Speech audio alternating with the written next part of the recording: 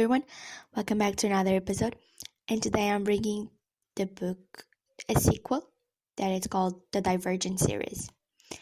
The author is Veronica Roth, and she's an American novelist, best known for the Divergent trilogy.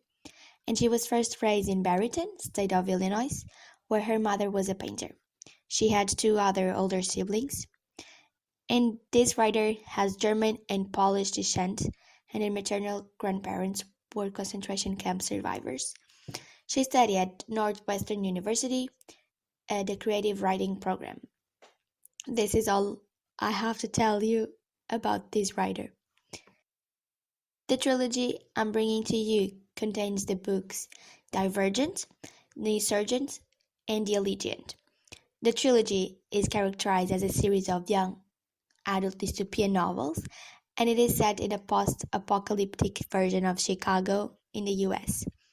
The story follows Beatrice Pryor, also called by Tris, in her journey, trying to define her identity in a society that is different from what we readers are used to. In a society that defines its citizens by their social and personality, and it is divided into 5 factions. Each faction is marked by the cultivation of a specific virtue. First, we have the Kender, that defend honesty, the Abnegation, that defend selfless, Amity, that defend peace, the Erudites, defend the intelligence, and at last, the Dauntless, that they are marked by their bravery.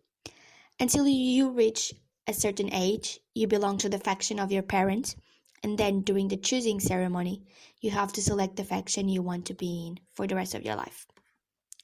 Once you've reached your 16, it's time to choose. Something important that society takes seriously is faction before blood. From the moment you select the faction you want to devote your life to, you can relate with the family you might have left behind. In the cases you choose a different faction from your family. In her choosing ceremony, Beatrice chooses to leave their old faction and be part of the Dauntless. However, she is different from the majority of the citizens living in Chicago. It is after Tris passes the initiation that her city is turned upside down, when the Erudite takes control of the Dauntless and the war is installed. Between this chaos, she meets her soon-to-be boyfriend yes, the number, and the romance starts. Insurgent is the following book, which continues the challenge of Divergent with another plot of love, action, fears, and death. The Allegiant is the final book of the trilogy, and the action takes place in a different city from Chicago, but as chaotic as the first one, as mysterious as the first one. After this brief outline of the book, let's jump into the comment section. First of all, it is important to say that this book is mostly written for adolescents by the writing and the plot, and I think it's a series of books that do not demand full attention and a complex reflection about the stories, as for example the books we study in literature. It is relaxed, but it allows us to create a connection between the characters and the reader. And I don't know if you did notice, but in the other episodes I am always referring this fact because I really enjoy a book that allows me to create a connection between the characters, to create empathy for the characters.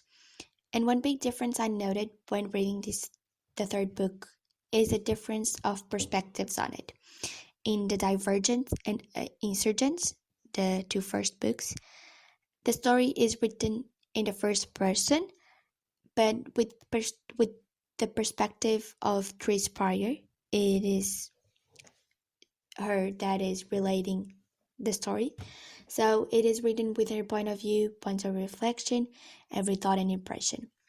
However, in The Allegiant, the perspective of the story alternates between 3 and 4. And yes, the number 4. And for me, this enforced my connection between the second character and allowed me to change some opinions I had created about him, because I got to know what was behind his actions, what was behind his dialogues. and I had the opportunity to know him, who he really was, every little imperfection and quality of the character. And for me, this is a good aspect of the trilogy.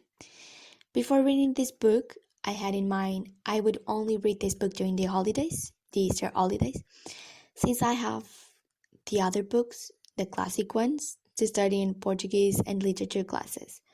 And the trilogy is seen as a book for young teenagers, fantasy, and some people could even see their level of quality below the others we study at school, and probably it is.